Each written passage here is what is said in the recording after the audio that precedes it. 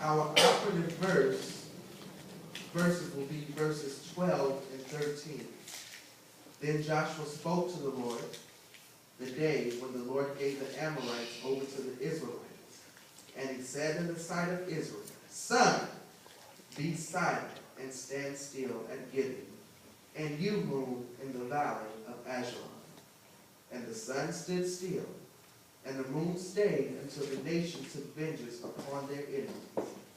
Is not this written in the book of Jashir?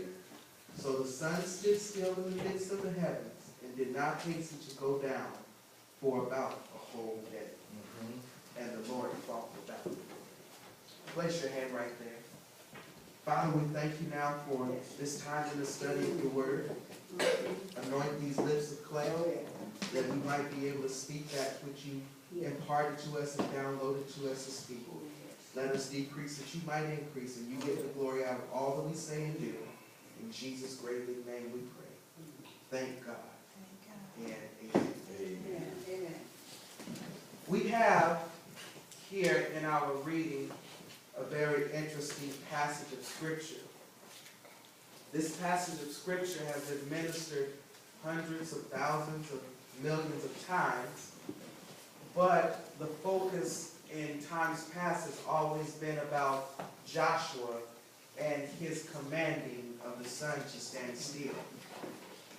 And we will definitely look at that, but I want to take a new and interesting look at this passage of Scripture.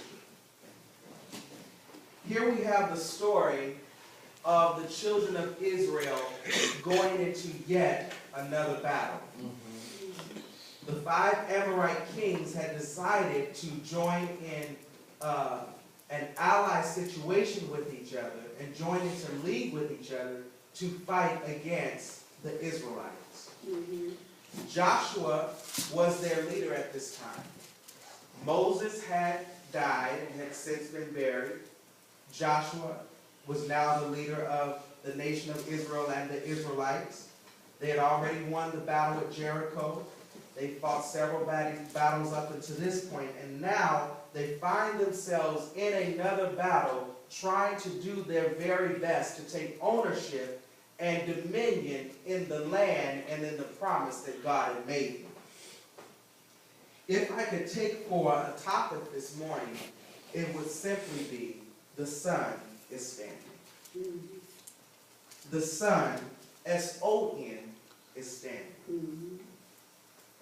Here we have Joshua. As many of you can imagine, Joshua was probably tired at this point of fighting various wars and fighting various battles.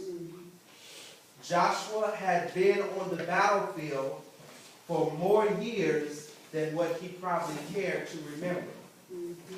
When Moses was still with the children of Israel, Joshua was right there assisting Moses and helping Moses all the way from the Exodus up into this very time. Joshua was now an old man. Joshua was seasoned in wisdom.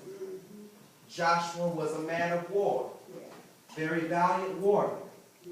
But Joshua was tired.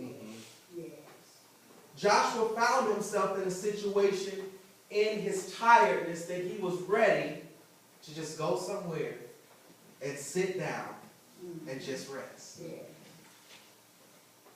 I were Joshua, thank God I wasn't, but if I were Joshua, I probably would have given up after the first 100 or so battles. Can you imagine living in a day and in a time and in an era in which every morning that you wake up, you have to get up and get breakfast and prepare for a battle? Not just battle in finances or battle in health or those things like that, but a battle for your very existence and your livelihood. A battle for the promise that God had made you. A battle to take dominion and ownership and rulership in the land that God said he had given you.